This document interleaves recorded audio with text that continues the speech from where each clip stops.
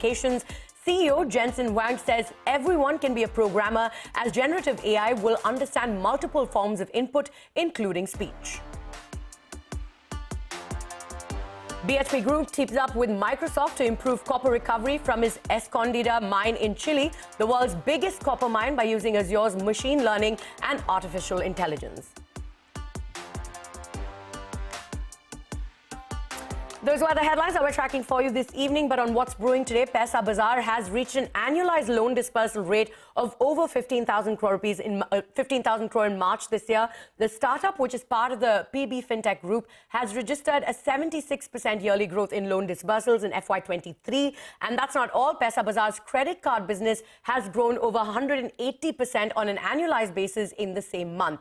I'm now joined by the co-founder and CEO Naveen Kukreja. Naveen, thank you so much for joining us on Startup Street today. Like I said, you've crossed an annual disbursal rate of 15,000 crore rupees, an increase of 76% versus the previous year. So talk to us about what led to this and tell us about which were the products that were most in demand. How do you plan to keep this momentum going from now on? Thank you, CNBC and Arundhati, for having me.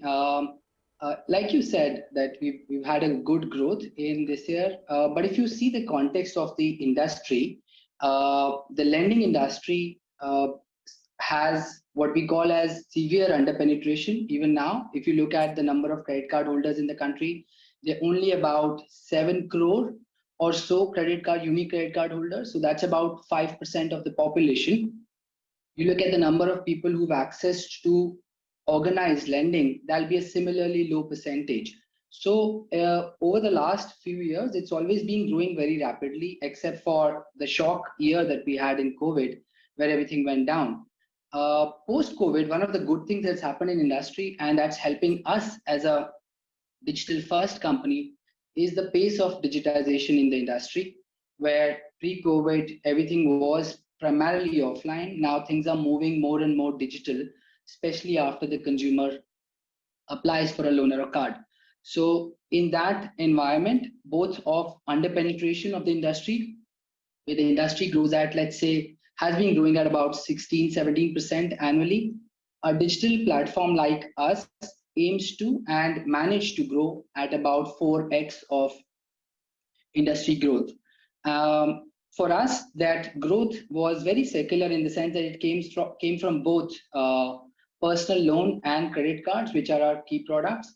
And within that, we have various segmentations. So whether it's a super prime customers who have very good credit score, to near prime who are there but not yet fully there from a credit score perspective and income perspective, to small ticket personal loans, which is primarily offered to either new to credit people or people who have not adequate income to take a large ticket loan. So we saw growth across all segments, right, across both personal loans and credit cards. I anticipate that given where the industry is and given the digitization efforts we've seen, and we're seeing across all the 65 plus partners that we have, we should aim to continue to grow at about 3 to 4x of the industry. Right. So you will continue to grow at 3 to 4x of the industry. Now, with a revenue of 120 crores in the fourth quarter, and the business has been EBITDA profitable since December last year, how have you focused on improving margins? Do take us through some of your growth targets going forward.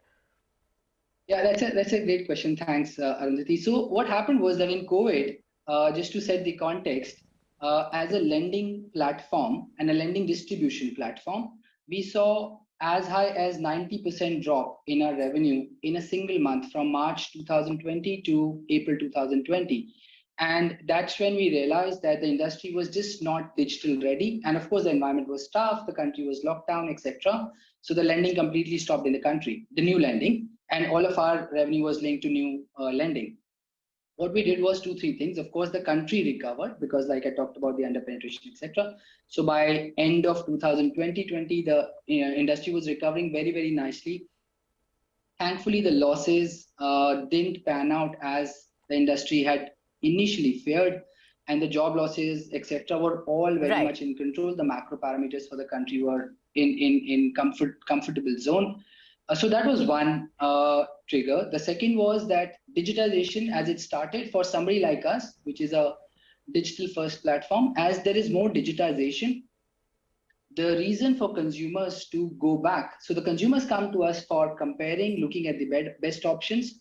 But if the process becomes offline after that, consumers were moving away. And when consumers move out of a platform and go to offline channel, then there are leakages, attribution issues along with the lending partners. Right. But as more and more consumers are able to stay digital now because of the end-to-end digitization of journey, we don't have leakage problems, so our conversions are better, and it's a win-win for both all the three parties: consumer, us, and the lending partner. So that's one reason that's caused our margins to improve, where we moved from close to 0% margins during or pre-COVID to now about 40% margin. The third thing that we're doing, which is very strategic to us, is that we are building the co-created products, where we go deeper with a lending partner to either expand the market or innovate on the product and process. Right. In fact, when we do a co-created product, we actually take lesser revenue upfront and link revenue to consumer performance.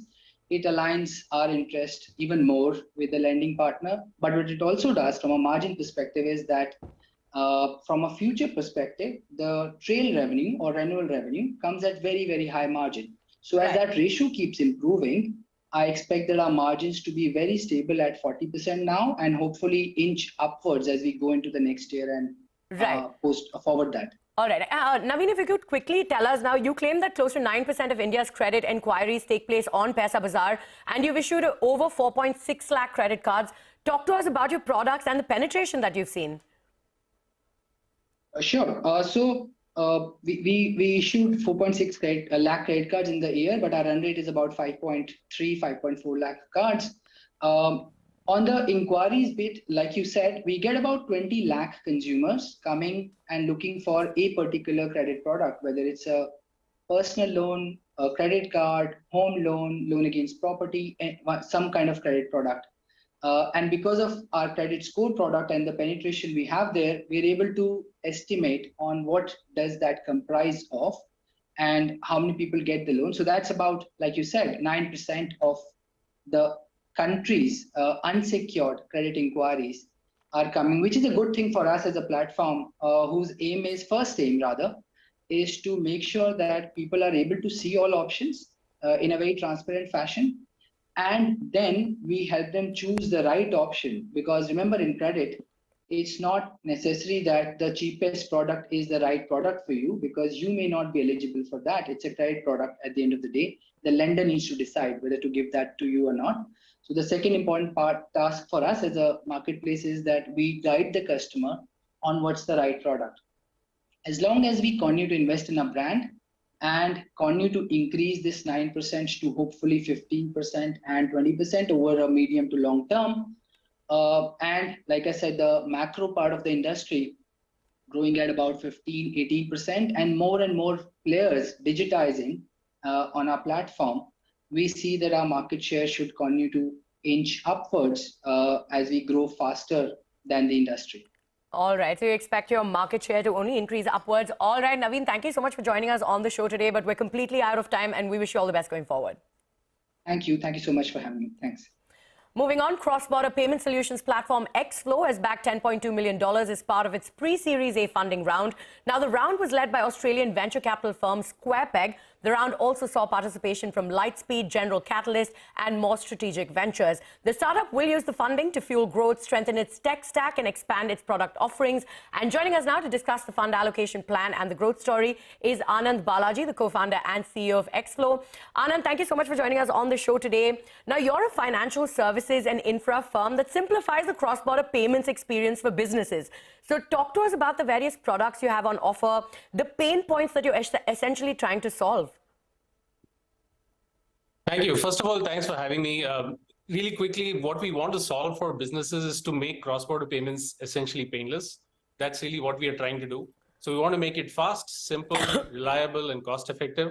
The pain points that typically, if you talk to folks, like if you talk to an exporter, especially on the small and medium-sized exporters, the pain points they have are around the lack of visibility into where funds are, the lack of transparency on the pricing side, and the sort of the long time delays it take to get their money in their bank account. And we are helping these merchants on all of these parameters. If you go to the other end of the spectrum, really, like, there are platforms that serve hundreds of thousands of users who provide different kinds of financial services to all kinds of companies, from sole entrepreneurs to really large corporates.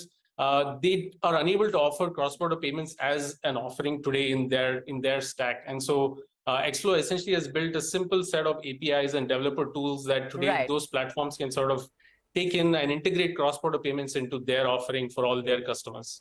Okay, give us a sense of the kind of clients that you're currently catering to. Where are you seeing the most demand, and how do you plan to grow your client base further? Can you give us some use cases? Yeah, absolutely. So we are seeing clients all the way from sole entrepreneurs to small, medium-sized enterprises to large platforms. So some examples of use cases would be, one of our clients is, people might be familiar with WeWork. They use XFlow to accept payments from customers abroad who've got office space in India. Another example of a platform is this company called Inkle that essentially provides legal and CPA services to companies. And Inkle is able to now not just offer those kind of services, but integrate payments into that whole landscape. So imagine you get advice on how to structure your company, and then you also have a simple way to move funds from your headquarters to wherever you want to move it.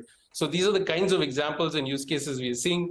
As we sort of talk to more and more customers, we are quite excited actually by the kinds of use cases that are emerging, because some of these are things that we didn't imagine as we were building.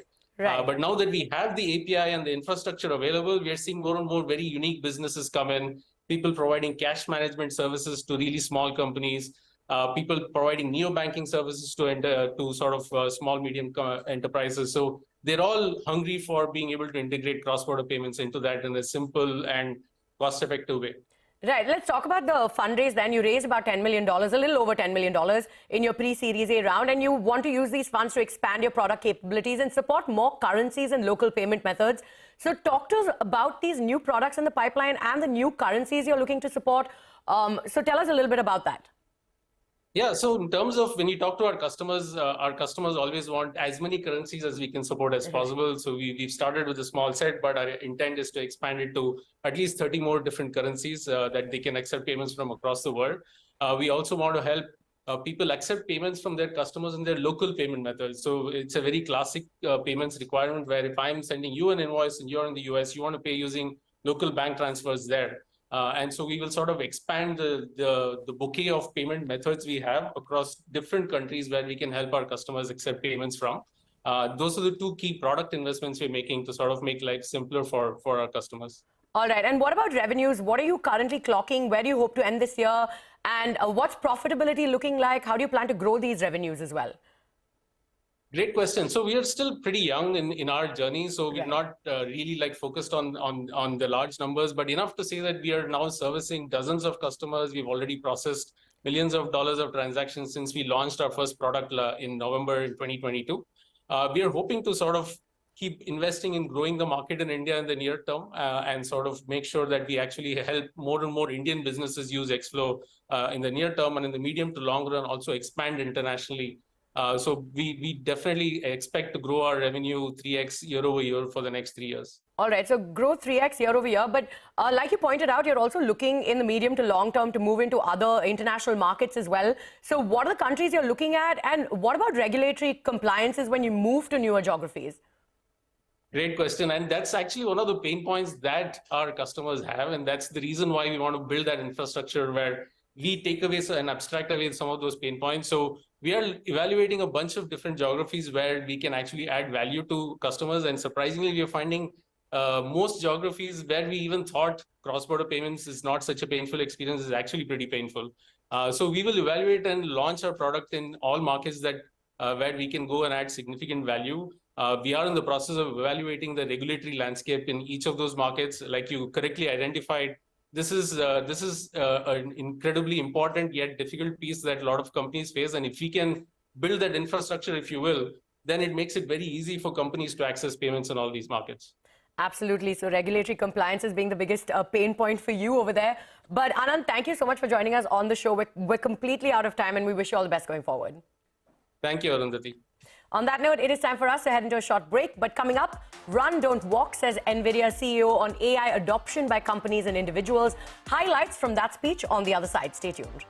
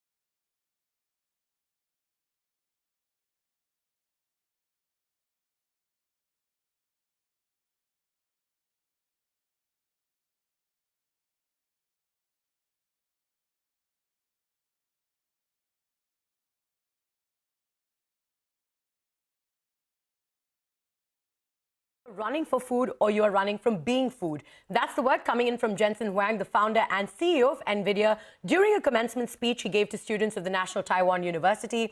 Of the many things that Jensen Huang addressed, including how an AI revolution has begun, the company's resilience and future thinking have made it what it is today, in spite of the company reaching the brink of failure 3 times in as many decades.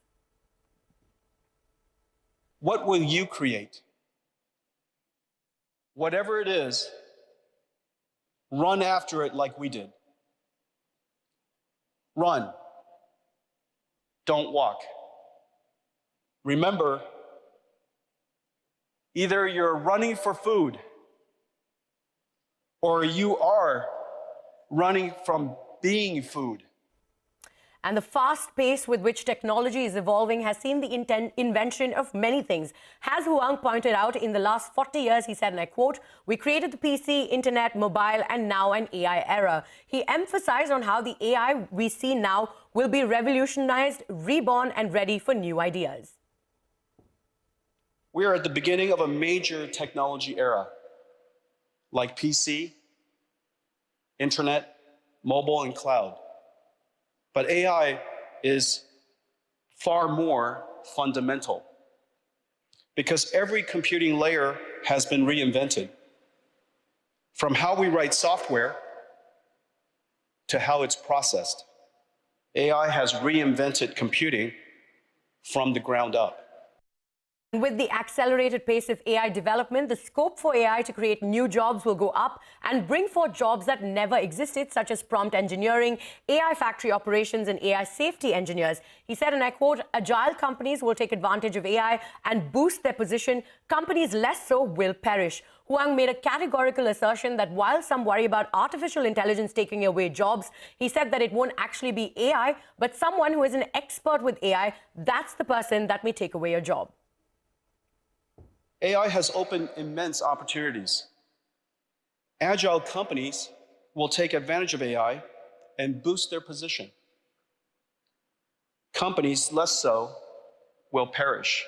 Just as every generation before you embraced technologies to succeed, every company and you must learn to take advantage of AI and do amazing things with an AI co-pilot by your side. While some worry that AI may take their jobs, someone who expert with AI will.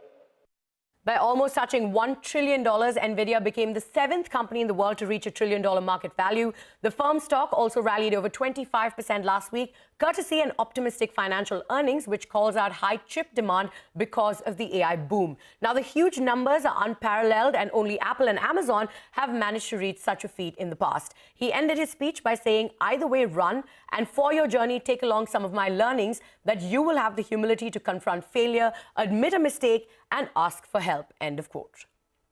Either way, run. And for your journey, take along some of my learnings, that you will have the humility to confront failure, admit a mistake, and ask for help. And with that, it is a wrap on this edition of Startup Street. More news and updates coming up on the other side. Stay tuned.